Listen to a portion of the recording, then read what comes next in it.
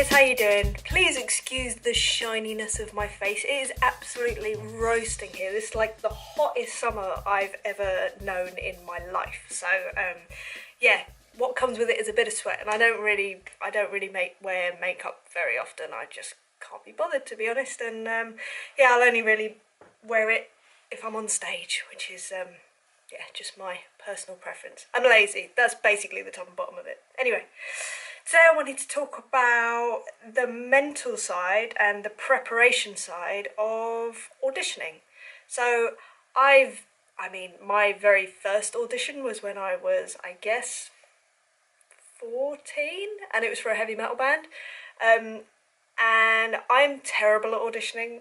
I have been terrible at auditioning. The older I get, I think the better I get. And to be honest, I think the less I sort of worry and fixate on the outcome. I just sort of enjoy the process, because the more I do it, the more I realise that there's so many factors and so many of them are out of your control. So let's just do the best I can and see what happens from there. So I just wanted to talk to you about what I do to prepare for an audition, what I physically do, what I mentally do, and hopefully these things that I do will help you to prepare and, you know, just enjoy the process more than anything, because it is quite a enjoyable process because it's so bizarre really. So let's talk about an auditioning process, a general auditioning process. So generally, although it's not always the case, you would probably receive a track, maybe 2, maybe 3, maybe more, to practice that you're going to actually be playing in the audition. This isn't always the case. Like I say, sometimes in some auditions that I've been to, you get the track on the day when you're sitting in the waiting room waiting to go in. So the way that I would prepare for that scenario is be really good at learning songs quickly. Now I know that sounds like, oh well, what you can't just do that. Yes, it takes time. So what I've done for years, I've charted songs, I've made roadmaps. I think by the time this video comes out, there will be another video that's already been out which shows how I chart songs and stuff like that, so you can watch that. I'll probably do a more in-depth one as well at some point, just to help people out, because you know, another drummer showed me how to do it, so it's only fair that I then show you guys how to do it, because, you know, that's what it's about, isn't it? So yeah, so learn how to learn songs quickly. If you can learn a song within one play of it, as I've said in a previous video, not only is that useful, it looks quite impressive as well. So, you know, if you want to impress a bit, it's quite a good way of doing it. So yeah, but in most scenarios, I'd say, what's the percentage maybe?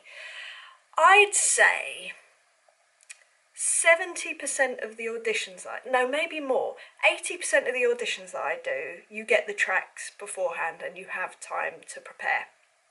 So here's how I prepare. Usually, I mean, you get the tracks maybe the day before, maybe 2 days before, maybe a bit more. But yeah, if you can think, right, in my head, I'm going to get these tracks the day before, unless they've already told you you're not going to hear them till the day, which they should. And if they don't, that's a little bit mean. Maybe ask the question, just say, you know, if they call you for an audition, maybe you need to clarify with them, like, so material-wise, am I going to hear something on the day, or are you going to send me something, or whatever. Anyway, let's say you get a track a day before. This is my process for, in fact, learning any song. I treat learning an audition track exactly the same as learning a song for a gig. So because I do a lot of gigs where there is no rehearsal, you just turn up and you just do it. So you have to know these songs inside and out, but you haven't even got to just know them inside and out. You've got to know them to the point that, say you're playing and the guitarist, or say they've all played together before and actually you're the one coming in and they have actually changed the arrangement where they miss out a verse or something, or they do a double chorus instead of a single one, which is on the record.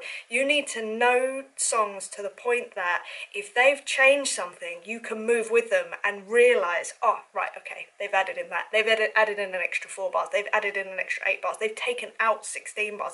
Oh, they've put in an extra solo. You need to know that if that happens, you know exactly where you are. You know, okay, they've put in another solo, which means that we're probably going to be going to the chorus after this. So you need to know it to that level, that degree. You need to know that that riff is a chorus riff. You need to know that that bass line is from the verse. So we're probably playing a verse right now, you know, that sort of stuff. And lyrically as well. I mean, lyrics is always going to be the thing that is the giveaway, for me at least. It's just how I remember songs best. If songs don't have lyrics, I really struggle. I struggle to remember song titles. In fact, I struggle anyway with song titles. But I will struggle massively with remembering how a song goes if it doesn't have a title and I can't, or if it doesn't have lyrics rather, and I can't like put a melody to the lyrics. Basically, that's why I struggle so much with jazz standards for that very reason. It's just I find it so hard to remember melodic lines. I don't know, it's just something that I sort of have to deal with, and I do, and hey, it hasn't stopped me, but yeah, that's definitely a weakness of mine. But it's alright, could be worse. So yeah, I'm sorry, I keep going off on tangents. So, get hold of the song. What I do is I will listen to it and I will chart it. On my first listen, I will just chart it out. And I'm not saying that just play it through and chart it, and if you don't get it right, blah, blah, blah. No, if I'm by myself, I'm going to chart it. I'm going to stop it and rewind it if there's little bits, you know, little bits where there's maybe like accents or, you know, or a very prominent fill that you'd think they're gonna listen for that. So I will do that. I will chart it. Okay, great. So then I will then go and practice it. I will go to my drums, which are over there in that room. And yeah, I will play it, but I won't just play it, I will record it. And that's playing to, in fact, no, I don't do that. That's a lie. Don't listen to me. This is what I actually do. I play to it with the chart. So, and I'll probably, well, it depends on the song, but I'll play it enough times that I'm completely comfortable technically with what I'm doing. I'm comfortable with how the fills are and how it feels in my head, but I'll get back to that in a minute. And then I'll get rid of the chart. That'll be the next thing, and then I'll play it a few times without the chart and confidently, not tentatively, and I won't second guess any moment. I will know exactly, right, this is the end of the chorus, and now I'm coming into the middle 8, and yeah, cool, and this is all coming together. Then what I'll do is I'll record myself, and then I'll listen back to it, and I'll triple, quadruple, quintuplet check that it's the right feel, that it's locked in with the track, because a lot of auditions that I do these days, a lot of the guys are running track as well. So you have to lock in with the track, because that is going to be there no matter what. That is not going to move. It doesn't matter what any other musician is going to be doing over the top of it. You know that that is going to be a constant. So if you can lock into that constant, you're sweet as. And, you know, everyone else you'd hope would then want to lock in with it and with you as well. And that will be what creates a cohesive song performance. Yeah, so that's what I will do physically. This is how I learn a song, and I'll do that for each song that there is. Fine, that works for me. The next side of it for me is getting prepared mentally, because for whatever reason, when I go into auditions, I turn into like a bit of an idiot. Like, not like horrible, not at all, but I just get a bit, hi, I'm a drummer, hi, I don't know what happens. I fall apart and I get very, well, I have been very sort of like nervous and worried, and kind of, like I said, I've gotten better over the years because I think I've just started caring less, and not in a musical, like just caring, like I say, caring less about the outcome. I think I just try and treat it as I'm about to go into a room and meet a ton of new people, and that is what I should be focusing on, and how fun that is. And because I love meeting new people, I'm terrified meeting new people because I think that they'll think that I'm an idiot, but I really enjoy it. I enjoy finding out about people and their story and what they're up to and all that sort of good stuff. So yeah, I'll do that. No, not I'll do that. I haven't even said anything, I don't think. Yeah, so what I'll do is I will sit down and I will have my headphones in, and I will imagine walking into the audition confidently, and then sitting down, and with the headphones in I will play the audition tracks, and I will visualise the audition going super well, and the artist being there smiling and, you know, looking happy and going great, and all the other musicians, you know, turning around and smiling and grooving and whatever, however I want it to be, you know, grooving, or if it's a rocky audition, rocking out and really lots of energy and all that sort of good stuff.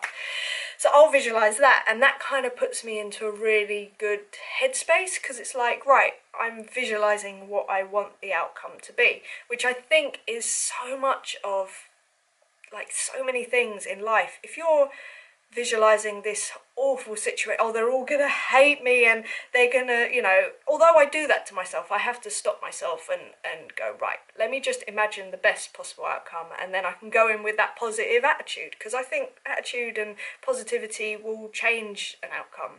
I believe that. It might not be right, but I choose to believe it, and yeah, I choose to believe a lot of things, and I think it enriches my life more. So yeah, that's good. As long as it makes me happy, I don't mind. So yeah, so that's what I do. And what other things do I do before an audition?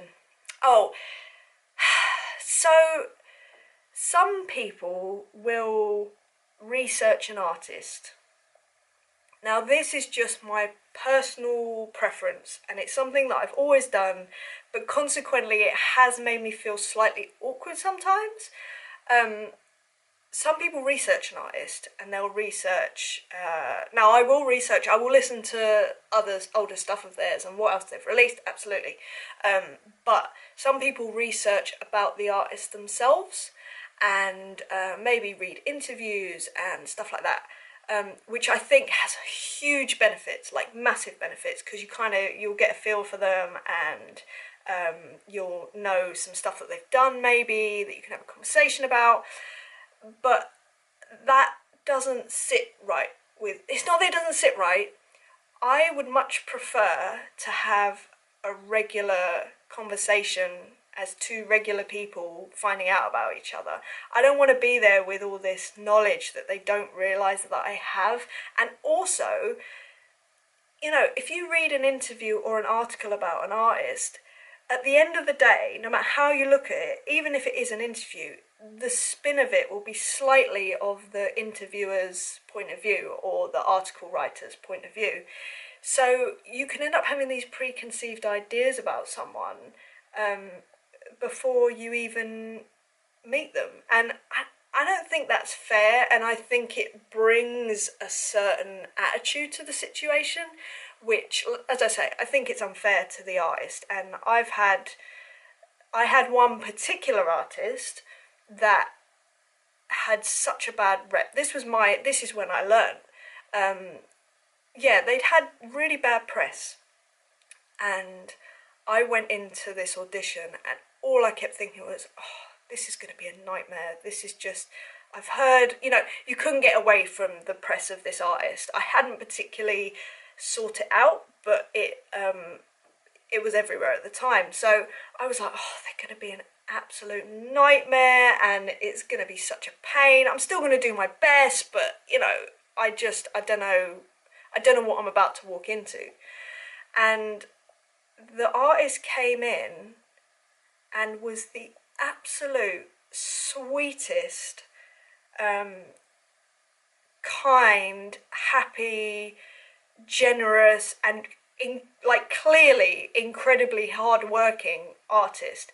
And they were young. They were really young. And from that moment on, I just went, you know what? I don't want to, you know, take someone else's opinion of anyone. I mean, I have that anyway. I'm a real stickler for taking other people's opinions of people. I don't think it makes sense. I'd much prefer to meet someone and form my own opinions and my own experience, because I like to try and find the positive in people, and I'd rather concentrate on that, because, as I say, I think it just gives you a much more enriched life and better quality conversations and experiences. Anyway, I'll stop talking about that. But that was my lesson in, like, right, do not do that. Now, this does have a flip side, because sometimes you'll be speaking to an artist And there are some things that, actually, I should say this is my personal feeling. No one's actually ever told me this, but like no artist has told me this. I feel like sometimes there's some things that they will talk about that is very common knowledge that you should know. That makes me feel awkward, but that's my own personal problem and I just need to get over it. I still have it. It takes me a while to really connect with artists because I have this this insecurity that, you know, they're sort of looking at me going, why do you not know this? Like, this is so basic, or, you know, everyone knows this. How could you, do you not even know the artist you're working with? But again, this is all my speculation. It might be absolute rubbish. But equally, I then have really nice conversations which are genuinely about something completely removed that is nothing to do with music, or, you know, I'd love to tell you some specific conversations, but like, okay, I had one the other day with an artist that I work with occasionally, and they were like, out of the blue, we're talking about these ancient cave paintings in France, and they were just sort of being so passionate about it and explaining that anyone that comes to visit them in France, they'll take them to go and see these cave paintings because they just adore them so much. And it was just so amazing hearing them talk about this. And like I say, so far removed from anything we'd ever spoken about or anything that I'd ever known about them. But it was amazing. And I feel like I wouldn't have had that conversation necessarily if I'd have thought, oh, I should be talking about X, Y, and Z because this is what I know about them. Instead, it was just this really lovely, natural conversation. So I can't remember why I started talking about, oh, that's it, about researching artists. That was it. But the conversational thing, that'll also come into the audition because, I mean, sometimes the artist isn't there. Sometimes it's the musical director or the management, or it can be any number of people. So, yeah, just learning how to have conversations as a natural, organic thing is quite useful. Like I say, in auditions I get a bit weird, so I try to have natural conversations, but I am anything but natural in that kind of scenario because it's just not a natural situation, you know. It's very microscopic, it's very, yeah, it's just a tense thing. But it helps if you've sort of worked with, say it is a musical director, if you've worked with them before, that might make you feel a bit more comfortable, which is good. If you have not worked with them before and you're worried about it, that might reflect on your performance because you want to do good for them as well as the artist.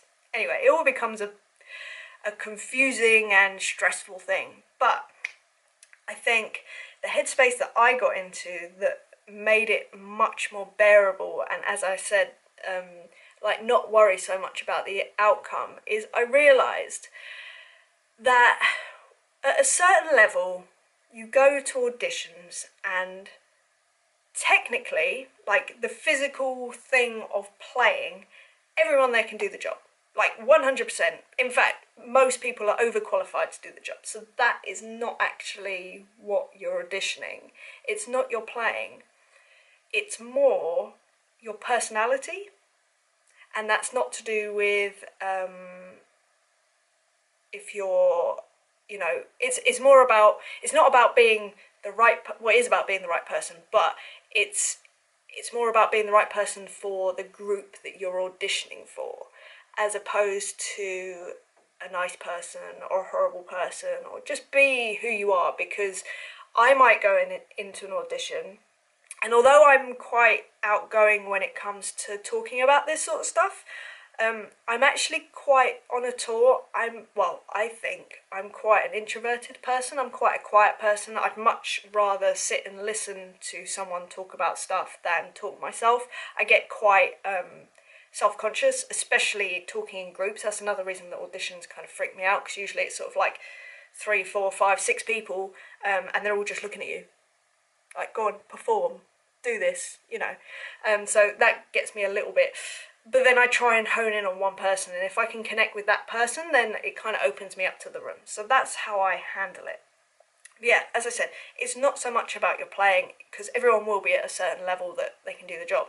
It's more about your personality. It's also about the way that you perform, because let's say you're working with an artist like Bette Midler. Right, perfect example. Let's say you're working with Bette Midler and she's doing a bunch of gigs, and you are a player that plays like, when you perform, Taylor Hawkins. Those two things probably aren't going to marry up. But if you have the capability to play a bit more kind of relaxed and a bit more sort of like chilled and just moving and in the groove, and it's not about big and it's more about emotion, then that's great. Maybe you're more of a fit. So yeah, I think it's just, oh, and the image thing as well. It is a thing. It's annoying, but it is a thing. I'm more likely to get called for a rock gig than I would be to get called for, say, well, the Bette Midler thing. Even though randomly I have done that, although it's TV stuff, it's not playing, it's like miming stuff. But anyway, but yeah, I'm more likely to get called for The Darkness than I am for Bette Midler, even though I did do both. But anyway, that's a whole nother thing. Yeah, so then the other thing that I like to do is like play around a bit with the audition and kind of, like I say, not put too much pressure on it. For instance, there's this awkward thing that happens in a lot of, has happened in a lot of auditions for me recently, which is so cringy, but I kind of love it because it makes me just go, this is so funny that I just want to play with it. So they'll usually say something like, right, we're just going to go around the room and tell us a little bit about yourself. So I love it. I'll just be like, hi, so my name's Emily Dolan Davis. I'm a drummer. I've been a drummer for the last 20 years, professionally for the last 10. I've played with, depending on the audition, because you want to tailor the artist you've worked with to the artist that you're about to play with. I've worked with The Darkness and Brian Ferry and Tricky, and I love long walks on the beach. You know, just silly things, just like something that will spark them and just sort of take notice a bit and go, oh, okay, like you're chilled, like you're not trying to be, yeah, so like I've done this and like, yeah, you know, really try, like, just like, it's cool, like, I'm just enjoying being here, basically, let's just enjoy this moment sort of thing. And then, of course, you've got the actual playing side of things, which can be, if you get really nervous, you may not play as well as you'd hope, but you'd hope that you're so well prepared that even at your worst, when you're most nervous and it all feels like it's falling apart, that lowest bar is high enough that it's still good. And I've always had that feeling that you know, even on your worst day, it still has to be an incredibly high standard. And yeah, that's kind of how I roll with my learning stuff and knowing stuff to that level and being comfortable to that level, that I can be like on death's door, you know, with a fever and a cold, and which happens, you know, you're on the road and you can barely walk, but you have to go and play, and it's like, even in that state, you can still do the show. So, yeah, I think that is, yeah, that sort of brings the auditioning, the physical auditioning side of it. Oh, also, when you are playing, it's sometimes good, well, it's always good, I feel, to try and connect with the other musicians, if there are other musicians. And, oh, I have to tell you a funny story, actually. So, I've done some odd auditions in my life, like really strange, when you're just like, what is this? The funniest one was, do you know what? I don't remember who it was for. If I did, I probably wouldn't say. Would I? I might. Anyway, it was for a video. It was some UK artist's new video, and they wanted a drummer, and they wanted it to look cool and whatever. Anyway, I got this phone call. Can you come down and audition? I was like, yeah, totally. Like, just send through the track. Yeah, cool. Learn it. Fine. I knew that it would be a mime because it's a video. I will talk about videos and TVs and how best to prepare for that, because I think a lot of people don't actually understand how that whole thing works, but I'll do that another time. Anyway, I got down to this audition, and the address, I remember thinking, this address is weird, because usually when you go to an audition, especially in London, you kind of know, like, you're always going to be auditioning in a studio, especially as a drummer. You need room, you need a kit, blah, blah, blah. This address was like, I was like, I don't recognise this at all, and it doesn't seem like a studio. Like, this is a bit odd. Anyway, I'm not here to judge, so I was like, I'm just going to rock up, I'm going to do my thing. If it happens, great. If it doesn't, fine. Not a thing. And I got down there, and it was literally like an office, apart from that it didn't have any, well, the room that I was taken to, which is where I guess it was the manager must have been, and the label, I don't even remember. It was literally a room with a couple of chairs, and then one in the middle of the room. And I was like, what is this? This is like this is an audition, this is like an interview, this is really strange. And then I sat down and they were just like, okay, great, so we're going to play the track, and if you could just play along. Sorry, there's no drums here. And I was like, oh, are we not, I thought it was for drums. Like, I'm auditioning, sorry, I should have mentioned, like, I'm auditioning to play the drums. Yeah. What? Yeah, so if you could just, like air drum, then that would...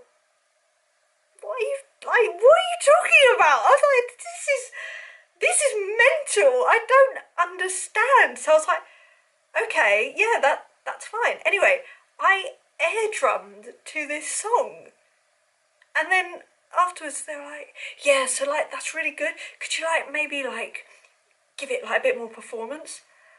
I was just like, this is crazy. Why have I just come all this way to air drum? This is so bizarre. I could have recorded it on a video and just sent it to them. That probably would have been a more realistic audition. Anyway, I tried to perform it more, but I was so just like, what the hell is this? What's going on? It's like this weird Twilight Zone.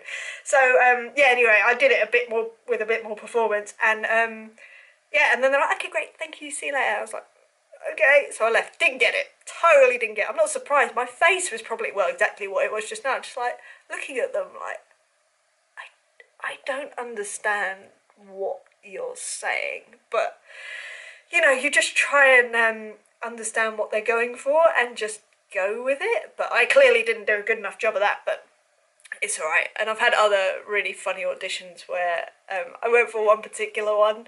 Again, this was for a video as well. I'm not very good at video auditions, clearly. I'm alright at the playing side, but the actual like miming video stuff, not so good. I remember going to this one audition, it was great. And I sort of like played along to a song to audition to. They did have a drum kit at this one. And then at the end, they said, yeah, because obviously when I play, I don't know if people have seen me play, I smile quite a lot, and it's just because I love it. I love what I do.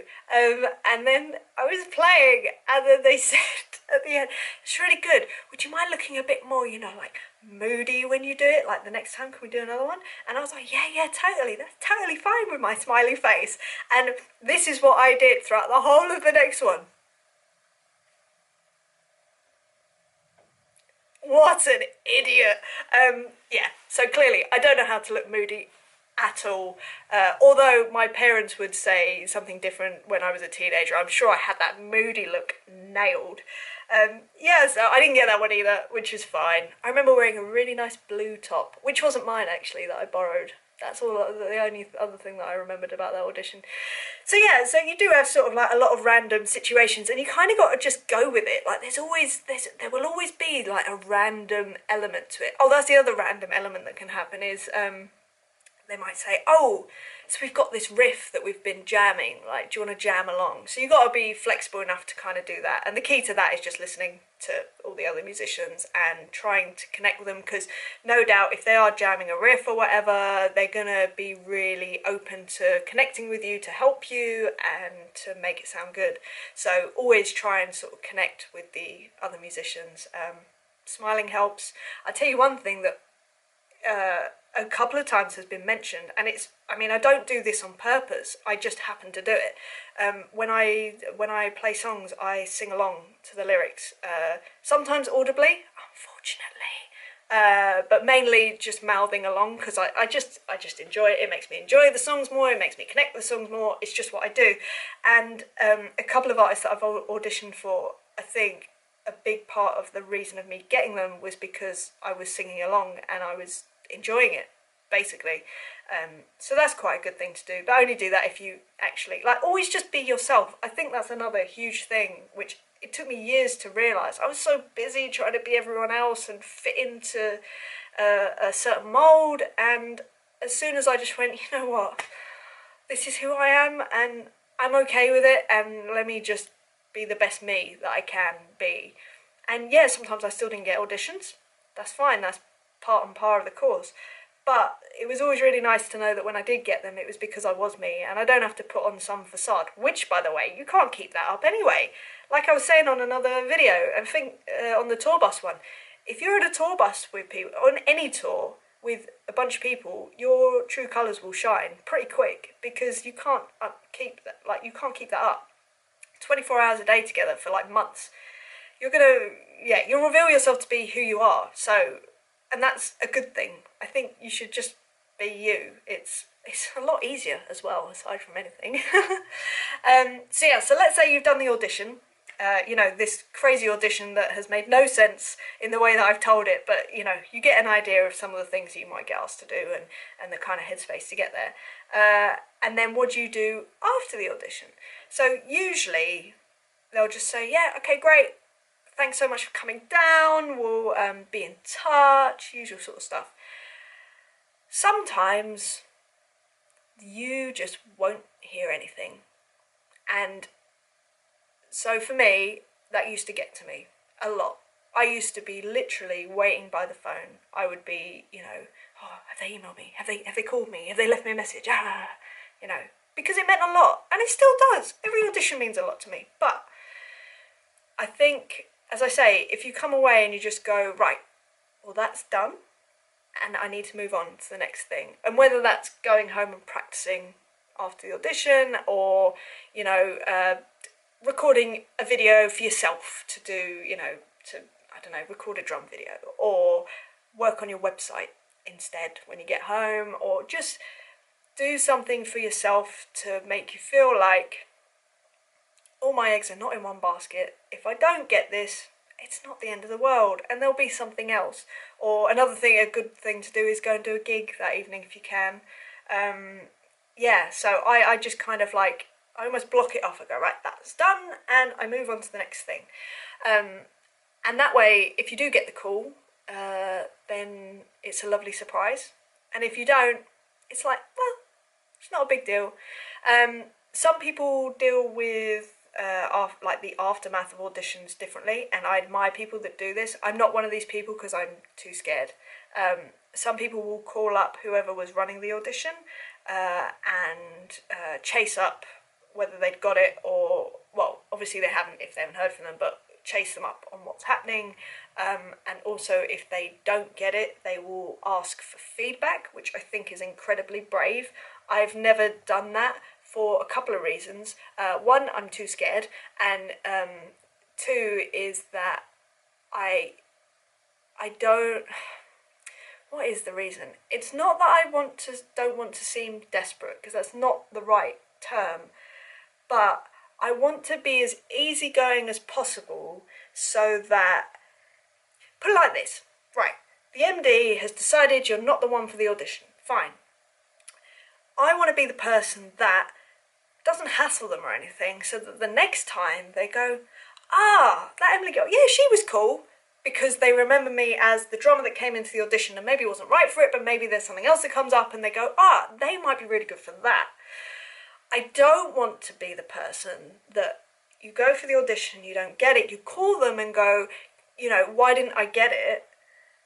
And they're put in an awkward position because they kind of have to give you feedback. They might feel awkward about it. They might be a bit like, I don't want to hurt your feelings, but I'm trying to be honest. And, you might be putting them in a slightly awkward position. Plus, if they're doing auditions, they've probably got a million other things that they need to do to get this band together and get it rolling. So kind of, that's the last thing you want to be doing, is creating extra stress and pressure for them.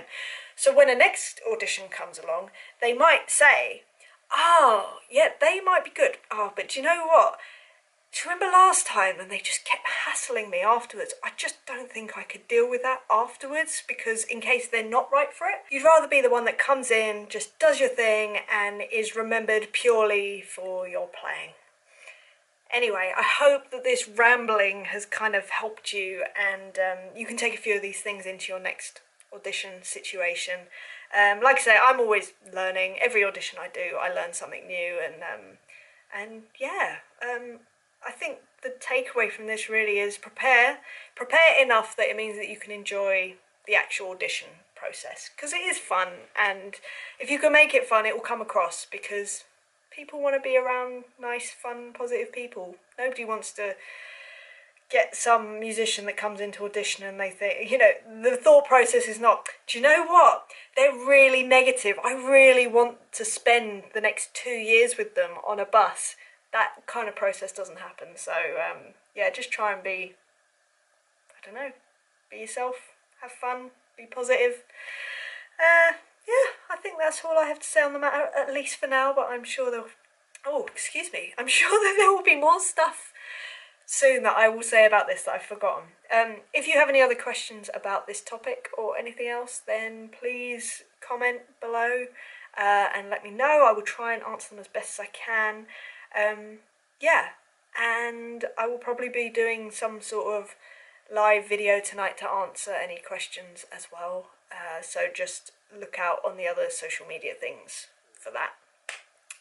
But yes, I shall love you, I shall leave you. I hope you're having a lovely day, and yeah, I'll speak to you soon.